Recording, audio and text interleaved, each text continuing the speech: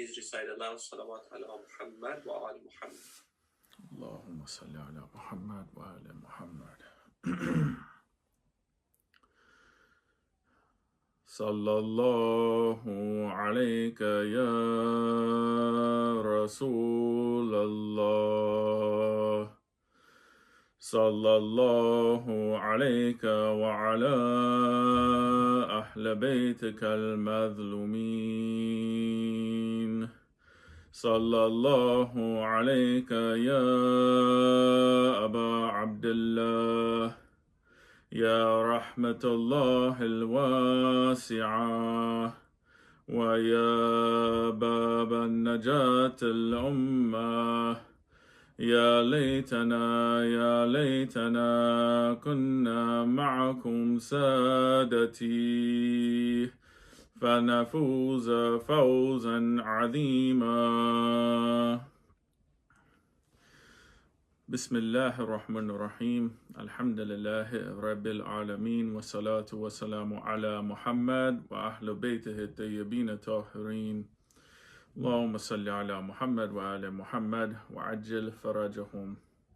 قال الله تعالى في كتاب الكريم بسم الله الرحمن الرحيم ونستعين بالصبر والصلاة إنها لكبيرة إلا على الخاشعين.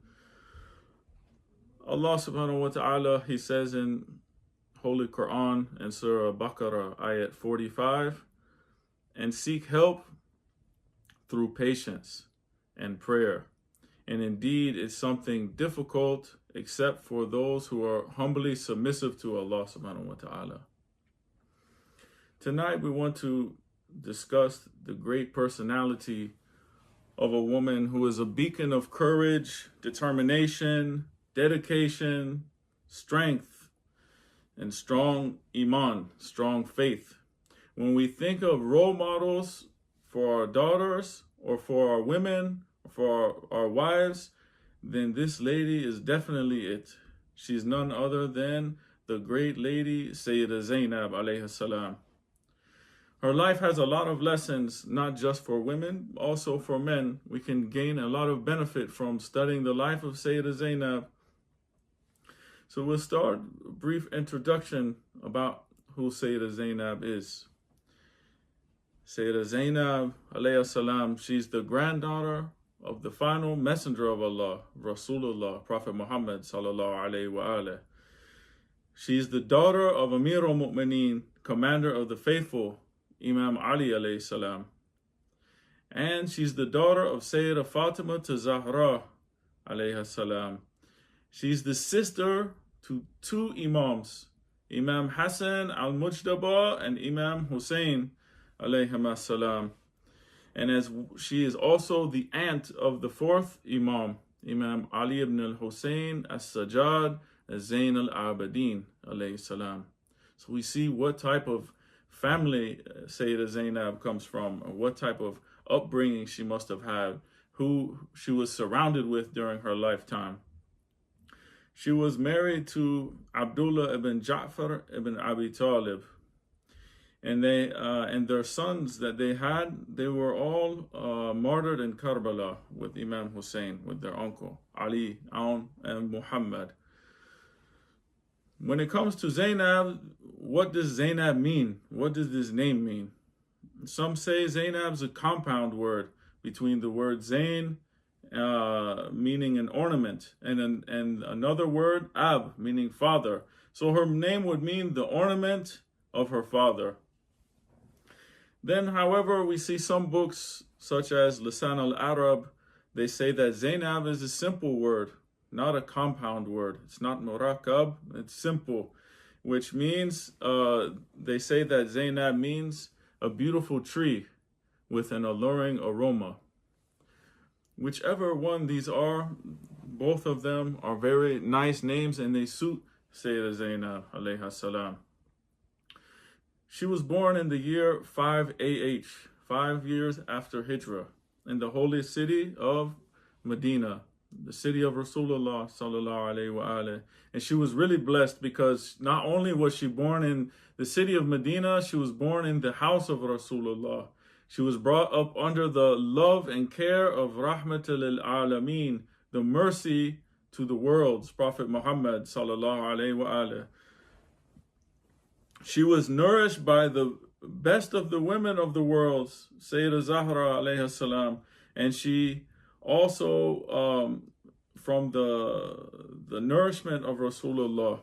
Her father was the chief and master, Amir al-Mu'mineen, the master of the believers, the commander of the faithful, Imam Ali alayhi salam, and her brothers were the chiefs of youth of paradise, Sayyidah Shabab al-Jannah.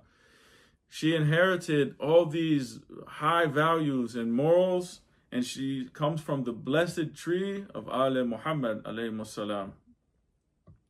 This is Sayyidah Zainab. This is her upbringing. This is where she came from. What about some characteristics of Sayyidah Zainab that we can take home and learn about, that we can implement in our lives? You know, Sayyidah Zainab, she was a daughter. She was a granddaughter.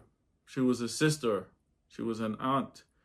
She was not only this, she was a jurist, a great scholar in Islam. She was a hafiz of Quran.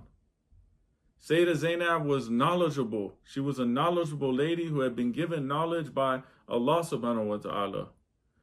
When we look at what the Imams have said about Sayyidah Zainab, we see that Sayyidah Zainab was praised by her by Imam Sajjad alayhi salam, Imam Zayn al-Abidin.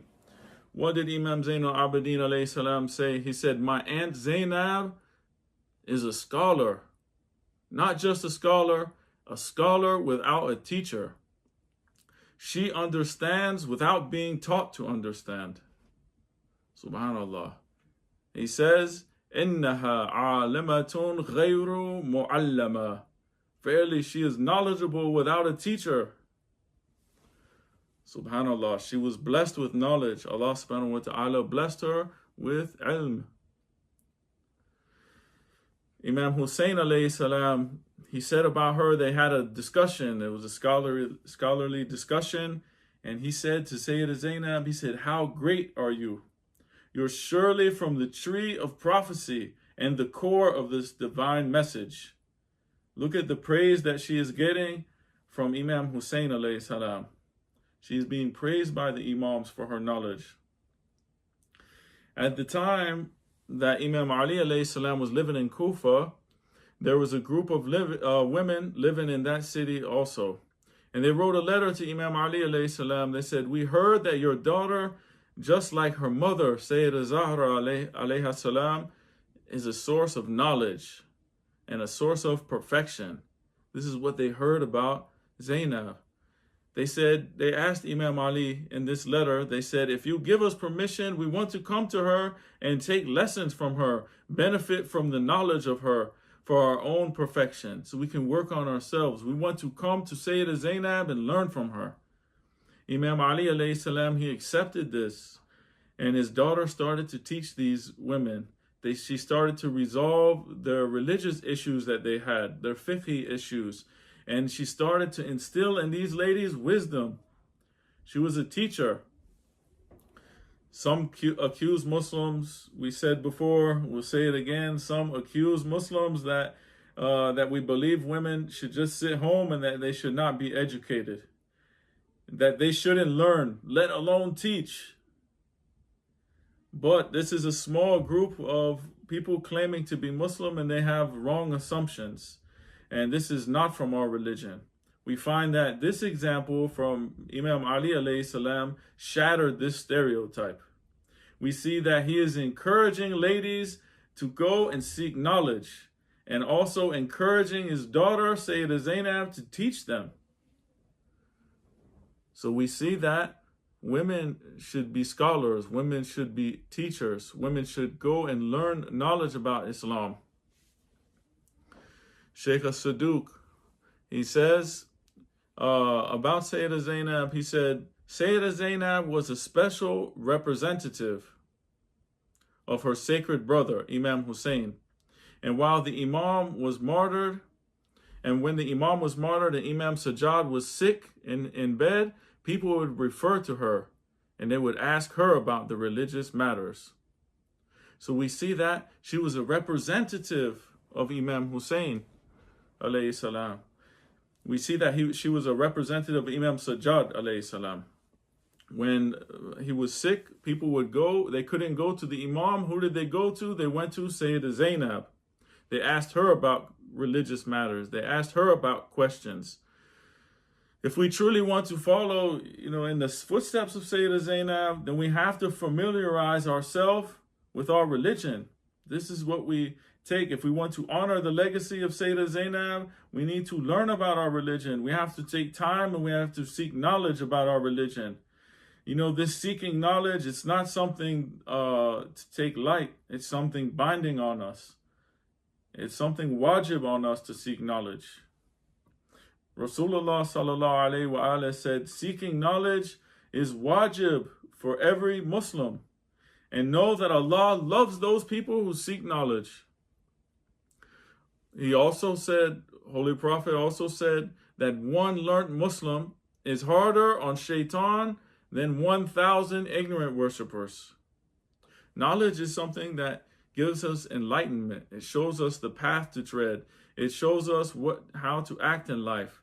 When we see wrong things come our way, we know through our knowledge we can refute those things, those bad ideas, those wrong assumptions. When we have knowledge about sins, when they come our way, we're able to repel those sins. So one learned Muslim is harder on the shaitan than 1,000 ignorant worshippers. Someone who's worshiping without knowledge. Our fourth Imam, Imam Sajjad alayhi salam, he said about religion. He said, if people knew what result lies in seeking knowledge, they would have definitely sought for seeking knowledge. They would have went after seeking knowledge, even if it entailed shedding their own blood of their hearts and plunging down into the depth of the ocean to get knowledge. Our fourth Imam, he's trying to say that people would even risk their lives to gain knowledge, to go through great hardships to gain knowledge, if they knew the reward in gaining it. Yet we have knowledge readily accessible right at our fingertips. But unfortunately, a lot of people, they're choosing to be negligent of knowledge. Our books, they're just sitting on our shelf, collecting dust until the month of Ramadan comes, and then our free time is being wasted. We're wasting our free time on other things. No one is saying that you cannot have fun and all you have to do is read all day, but we need to make a conscious decision. We need to not be like this group of people who are wasting their time. Our time is a trust by Allah subhanahu wa ta'ala given to us. We have to answer for the trusts that are given. We have to make use of our time. We have to make a conscious decision to gain knowledge every day, even if it's just one verse or one narration. We always have to strive to learn more knowledge. And this will allow us to gain a good level of understanding. And in this, it will take us closer to Allah subhanahu wa ta'ala. The more ma'rifah we have of Allah, the more ma'rifah we have of our Prophet and our Imam, then the closer we will get to Allah subhanahu wa ta'ala and to the path that we are supposed to be on.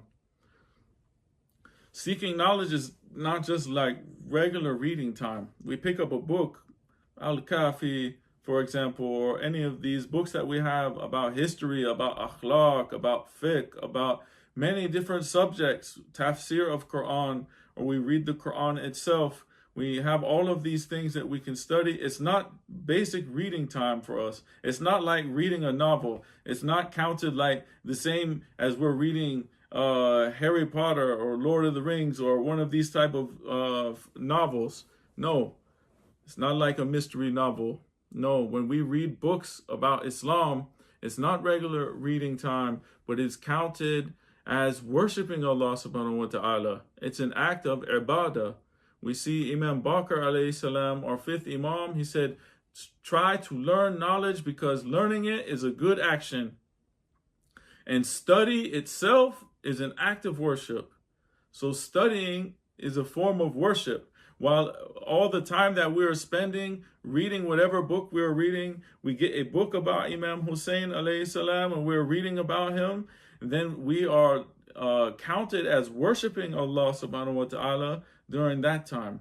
So we should make use of our time and dedicate some time to learning about Ahlul Bayt alayhimus salam, because they laid down their lives so that we know about this religion. In order to preserve this religion, we have to honor their legacy and uphold what they stood for. We need to take time and learn about them.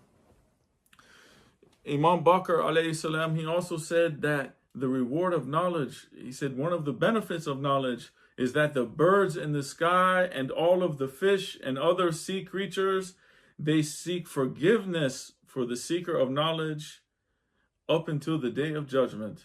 Subhanallah.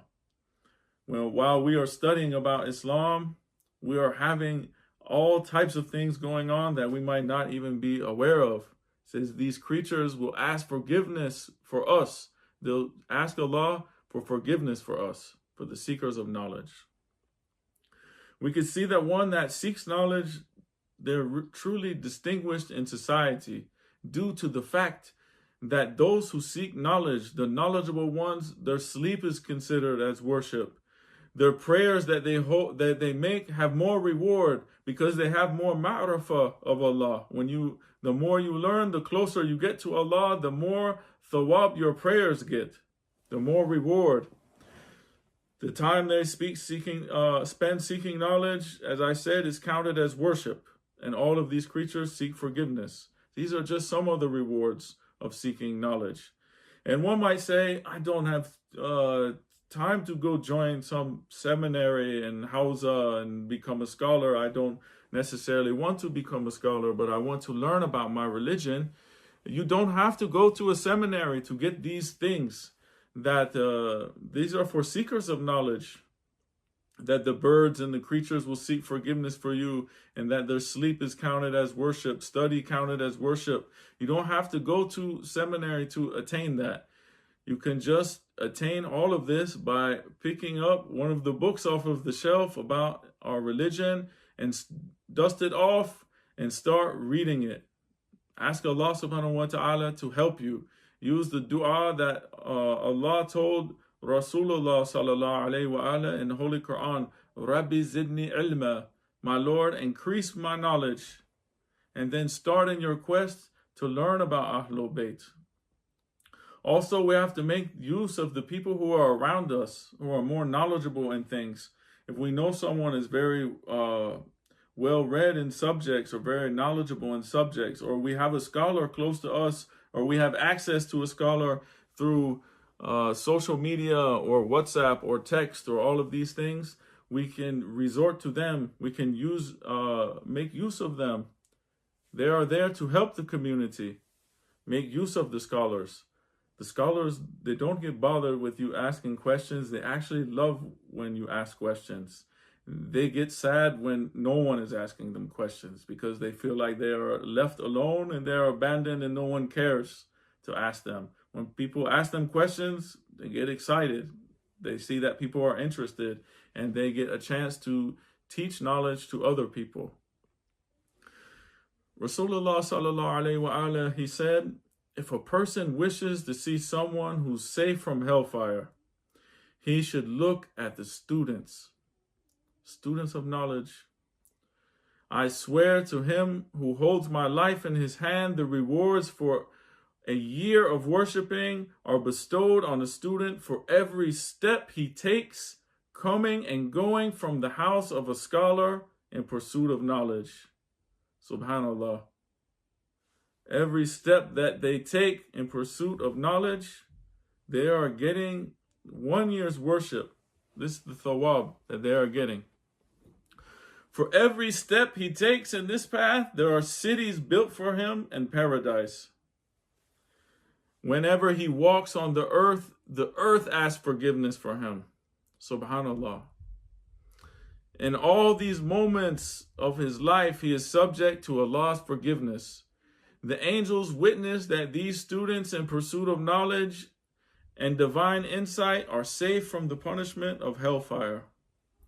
If we only had this one narration alone about seeking knowledge, this should motivate everyone to want to seek knowledge, to make use of their time, to study about their religion, to become familiar with their imams. You know the benefit in learning about these, reading these hadith, reading these stories about imams? Because one of the benefits is when you read about stories about imams, you see how they handled things. What did they do when someone came and started swearing at them, for example? Did they swear back at them? Did they punch them in the face? Na'udhu billah, what did they do? They treated them with mercy, as Imam Hassan alayhi salam told the man when he started swearing at him and his father. He said, maybe you are tired from a journey, you can come rest at my place. Maybe you are thirsty, I'll give you water. Maybe you are hungry, I'll feed you. This is how he responded. So when we come across that same situation, if we are familiar with the stories of Ahlul Bayt alayhimus salam, we'll see how they handled it. And we'll remember, we'll say, it'll come to your mind. You'll say, okay, I'm in this situation, what would Ahlul Bayt do? But if we don't know about Ahlul Bayt, what they do and what they don't do, we won't know. And we'll just make our own decision, which could be good or could be bad. We don't know. But if we know about stories of Ahlul Bayt alayhimus salam, then that story will come to us and we'll say, I need to make this decision. This is how Ahlul Bayt would handle this. And it will help us. It will guide us, inshallah. This is about Sayyidah Zainab's knowledge and the importance of seeking knowledge. Next, we see that amongst the other virtues that she had was her sincerity in prayers, in salat, and dua. She was raised from young age with her mother to pray late in the night, Salatul Layl, and to read Quran. She would see her mother and her father. She would see Sayyidah Fatima Zahra and Amir al-Mu'mineen Ali ibn Abi Talib alayhi salam making salat in the middle of the night, reading Quran. She would witness this from a young age. So this love of the night prayer was instilled in her. And we notice that she never abandoned Salatul Layl. It's reported by historians that after Imam Hussein was killed in Karbala, the nights that the tents were burning, and even the difficulties that the bodies of her loved ones were laying on the plains of Karbala, the immense grief and the immense struggle that she had to go through in those moments, Sayyidah Zainab was seen by Imam Sajjad alayhi salam praying, making salat while sitting down. He came to her and said, "Oh aunt, I see that you're praying the night prayer, Salatul Layl, while sitting down. Why is that?" She said, "Son, every day when I was with my mother Fatima Zahra, she would wake us up and she would pray the night prayer in front of us. And since those days, I've never stopped praying this Salatul Layl. I pray it tonight sitting down because my body is weak." Even all of the things that she went through, she still would make Salatul Layl. How many of us are making Salatul Layl? May Allah help us to make that prayer. It holds so much benefit. It could be its own night's lecture by itself. Imam Sajjad would say, my aunt Zainab alayha salam would perform all of her obligatory prayers and her mustahab prayers, her recommended prayers, during the entire time when she was a captive. Imagine being a captive.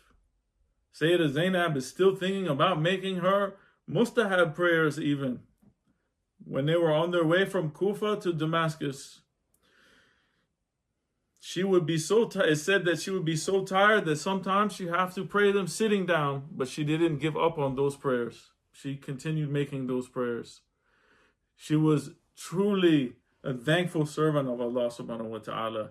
Even the toughest times, she was patient and she always kept her salat. Allah subhanahu wa ta'ala says, Surah Baqarah, ayat 153, Ya ayyuhalladhina amanu sta'inu bis-sabri was-salat Inna Allaha 𝐿mostabserin. O you who believe, seek help. Seek help how? Seek help with patience and salat. Allah is with the patient ones, the steadfast ones. Sayyidah Zainab was known by the title al-Masa'ib, the mother of tragedies. Yet even though she witnessed all these terrible things happen to her family, things that if we were to witness those things, our soul would leave our body. We couldn't even bear to see what she saw. But she always remained patient and she always established her prayers. Sayyidah Zainab was so close to her salat that it said that Imam Hussein alayhi salam told his sister, said, "Oh sister, don't forget me in your night prayer, in your Salatul Layl." Here's Imam Hussein alayhi salam, the status of Imam Hussein. He's telling Sayyidah Zainab, don't forget me in your prayer. Pray for me. This is Sayyidah Zainab. This is the status of Sayyidah Zainab. If we want to follow the example of Zainab alayhi salam in our life, we have to uphold our prayer. We have to guard our prayer. First, we start with our wajib prayer. If we are not making all of our prayers like we should, then we should make a commitment tonight to start making them. Ask for help from Allah subhanahu wa ta'ala to make your prayers on time. And then after we build this stage, we get to the point where we start making recommended prayers. The most important one, Salatul Layl. Imam Ali alayhi salam said, if a person who is making salat knew to what extent he was surrounded by Allah's mercy, he would never lift his head from sujood. Subhanallah. He would never lift his head from prostration if he knew the mercy that was surrounding him from Allah subhanahu wa ta'ala. Sayyidah Zainab made salat even in the toughest times as a captive with her family members had just been killed and the tents burned. She is still making salat. What excuse do we have for not making our prayers? We have to focus on our prayers. We have to guard our prayers. The next thing about Sayyidah Zainab is her self-sacrifice. Throughout her entire life, she stood as a guard for others, putting herself and her own life on the line for other people. We see this from looking at tragedy of Karbala. She would never use her own share of water or food. She was always thinking about other people. She would always give it to the others. This is why Imam Sajjad alayhi salam says, my aunt Zainab gave her share of food and water to the children during the pathway from Kufa to Damascus. They were only given one loaf of bread a day. But she gave her food and water away for the sake of protecting the women and the children.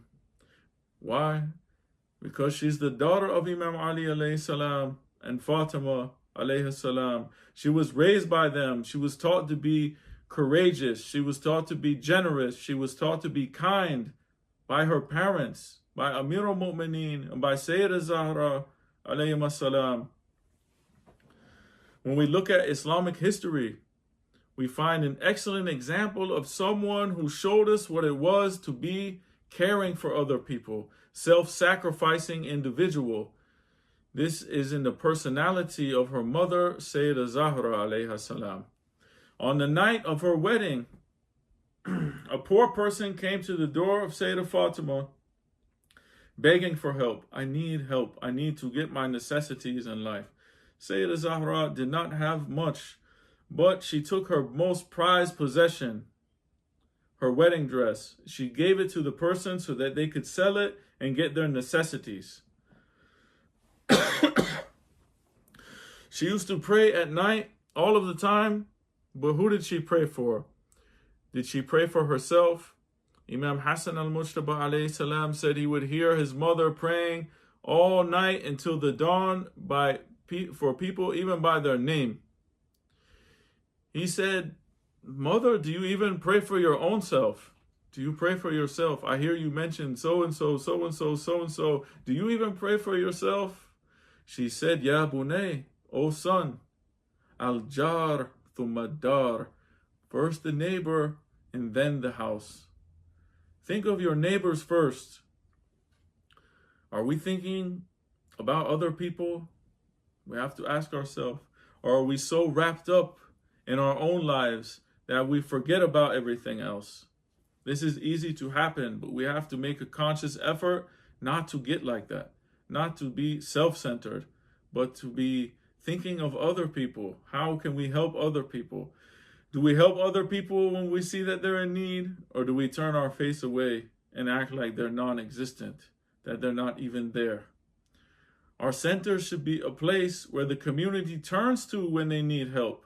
They should say the Muslims will help us. Don't we see churches, they're handing out food baskets, hygiene products, other necessities? We have to ask ourselves, if we are followers of Ahlul Bayt alayhimus salam, the best creation, then why are other people excelling us in these things? We have examples to follow. We just have to put the effort into following them. We should have charities that give out food, that give out water to the homeless and those in need. MashaAllah, I see that you all in Baltimore are doing very good with this. You're helping people. MashaAllah, this is the way it should be. But this should happen in every masajid. Every place should be a center where they can come to for help. Not just Muslims, but anyone who needs help. They should be able to come to us. And we should name these charities after our role models, our guides, such as Sayyidah Zainab. We name a charity that helps and gives food and water to people, the necessities that they need, and we name it after Sayyidah Zainab, for example. What will this do? It will attract people to come and learn about her. And then they will benefit from her life and be influenced by her beautiful stories. And inshallah, they will accept Islam through these efforts. What did the Ma'sumin say about Sayyidah Zainab? It's reported by historians that every time Sayyidah Zainab alayhi salam would enter upon her brother Imam Hussein, he would rise up and stand out of honor and respect for her. And he would take her and sit her in his own place.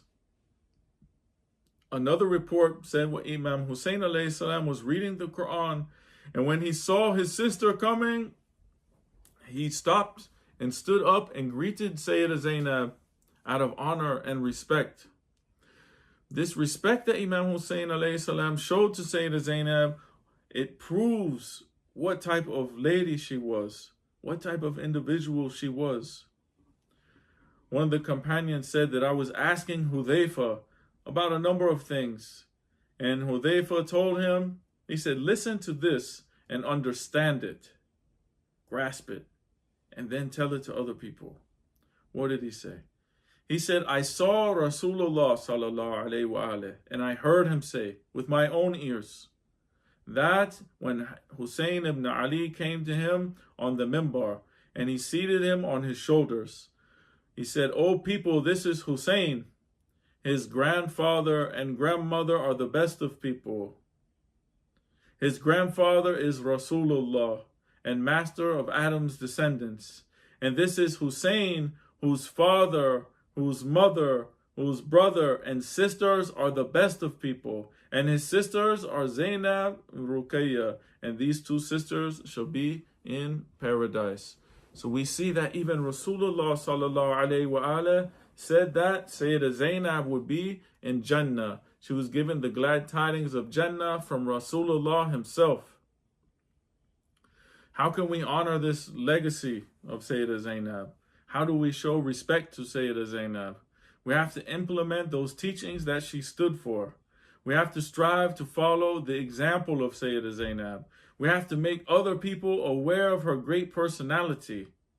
These young girls that we have in our communities, our daughters, they shouldn't be looking up to rappers and Hollywood actresses and all these other people as their role models, when they have someone great as Sayyidah Zainab to look up to. But it's our job to tell them about Sayyidah Zainab.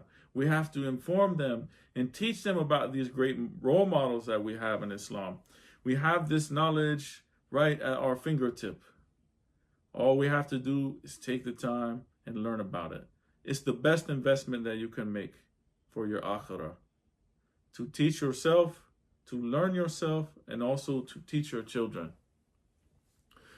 Imam Rida alayhi salam, he said, Allah will take pity and be merciful to the servant who resurrects and revives our affair. Someone asked, how do you revive the affair? How do we revive your affair, Ya Imam? Imam said, by learning our knowledge and teaching it to other people. This is how we revive the affairs of Ahlul Bayt. And Allah will be merciful to us if we are reviving their affairs. Lastly, we see the compassion of Sayyidah Zainab. She was compassionate to other people. This is only natural, being that she came from the household of mercy and the household of kindness. She's the granddaughter of Rahmatul Alameen, the mercy to the worlds. The daughter of the father of the orphans. The daughter to the mother who prays for everyone else before she even prays for her own self. And we see the compassion of Sayyidah Zainab in the aftermath of the Battle of Karbala. When the night came, Zainab gathered all the ladies and all the children in one small space between these broken tents that were there. Imam Zain al-Abidin alayhi salam, he was lying on the ground and he was surrounded by these widows and orphans. What happened next? Umar ibn Sa'ad, he asked Hurr's widow to send some food and water to the ladies and to the children. As Hurr's widow approached, she saw Sayyidah Zainab, and Sayyidah Zainab recognized her. Zainab stood up and she went towards the widow of Hurr, the companion of Imam Hussein, the one who died for Imam Hussein. She went over to the widow of Hurr and sent condolences for the death of Hurr. This is a great gesture on the part of Sayyidah Zainab. She suffered so much. She lost so many things. All her family members were killed in that day. She had so much grief in her heart. No one would expect her to be giving condolences. We would expect her to receive condolences. But this is a lesson in akhlaq that we have to remember and that we should never forget from Sayyidah Zainab, that she showed compassion to Hurr's widow, just like Imam Hussein alayhi salam showed compassion to Hurr, and they didn't hold any grudges against them. Imam Hussein didn't hold a grudge against Hurr, and Sayyidah Zainab didn't hold a grudge against Hurr's widow. This is the compassion of Sayyidah Zainab. We have to have compassion and empathy in our life. We should think about how our actions affect other people, how we should be compassionate towards them. We should not be harsh towards other people. Allah subhanahu wa ta'ala told Holy Prophet in Quran, if you were harsh with people, they would have turned away from you. Being harsh with people is not the way to go. We cannot say that we love Sayyidah Zainab and that we are saying this outside, but when we go inside our houses, we are not compassionate. We are a tyrant inside our house. We cannot be like this. We have to have compassion for our family. We have to show love for our family, love for humanity, compassion to humanity. Tonight, we want to remember one of the great companions of Imam Hussein, Hurr ibn Yazid al-Riyahi. He was the one responsible for trapping Imam Hussein and his family in the land of Karbala. He forbade them from going to Kufa or returning to Medina, even though Imam Hussein offered Hurr's soldiers water, and he even gave water to their animals. Here it was now on day of Ashura that Imam Hussein and his family had been without water for 3 days. Ya Allah.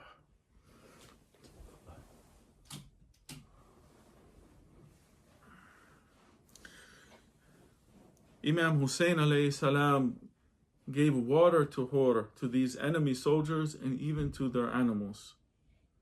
Now they are here without water for 3 days. All that could be heard from these thirsty children was the cries of Atash, al-Atash.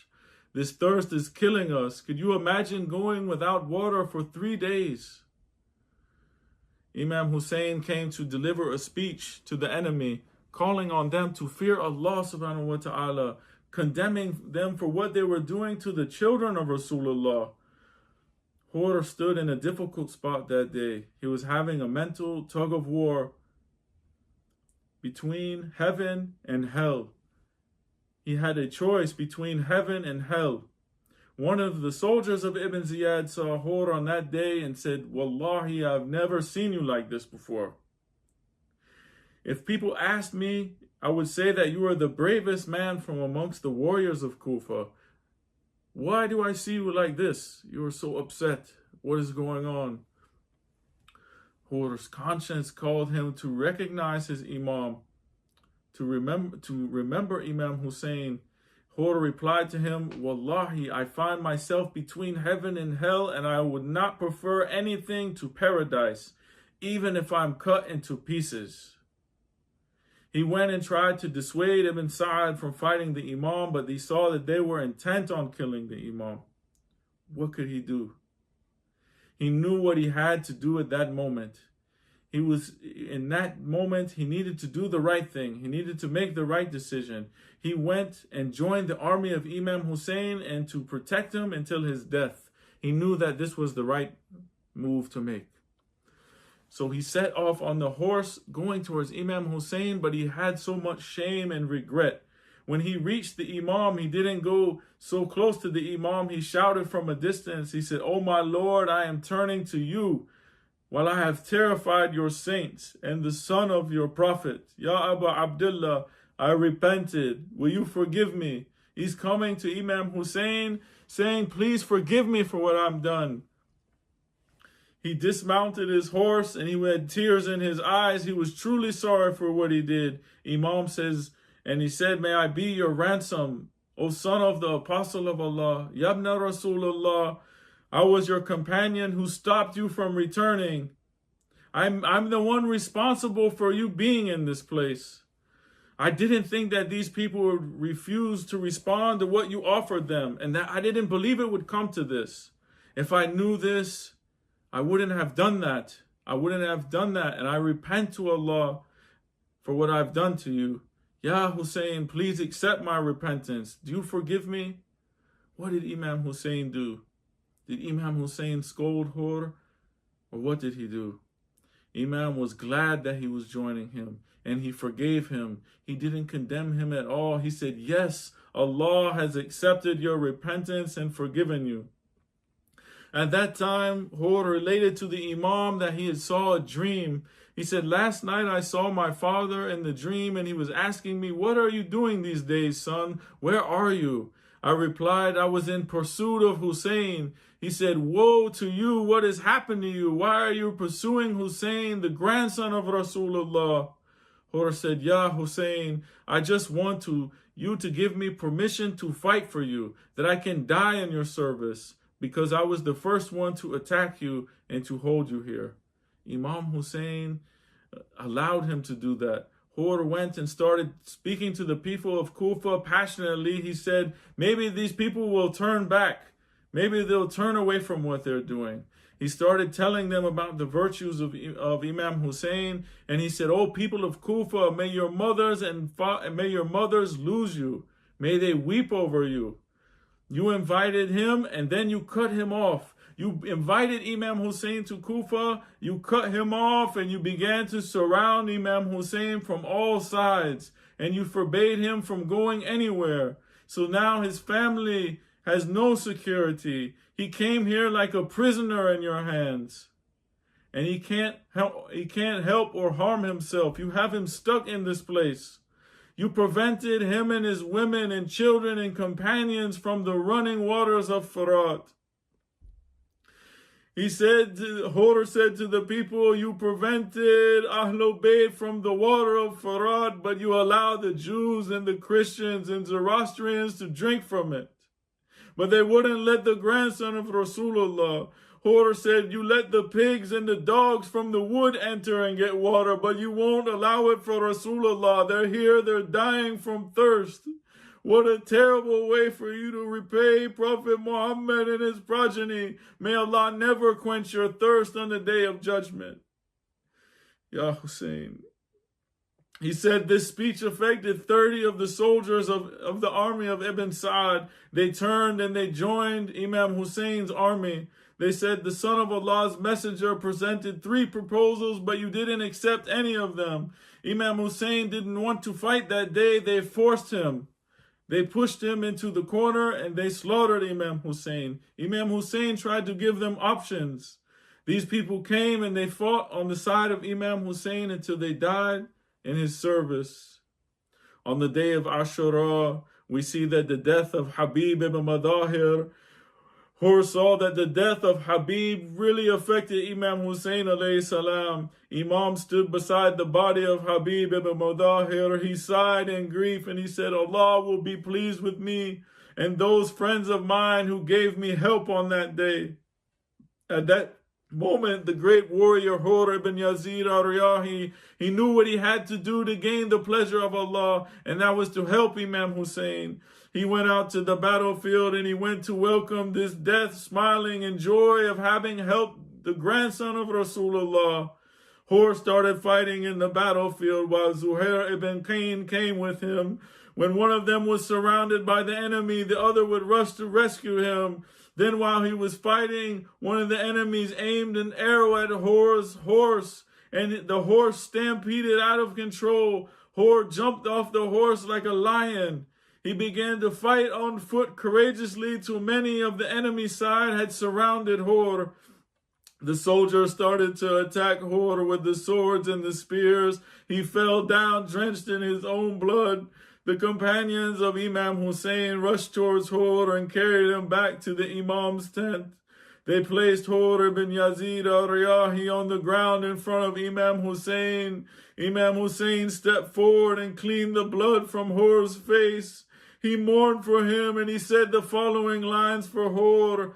Hur, you're free like your mother named you. You're free in this world and in the hereafter. Inna lillahi wa inna ilayhi raji'un.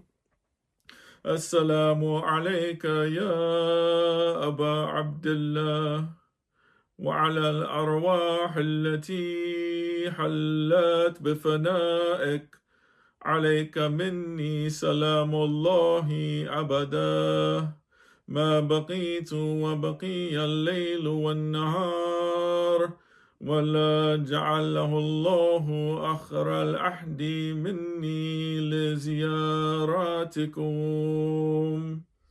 All together. Assalamu ala al-Husayn وعلى علي بن الحسين وعلى أولاد الحسين وعلى أصحاب الحسين. اللهم عجل لوليك الفرج. يا حسين يا حسين.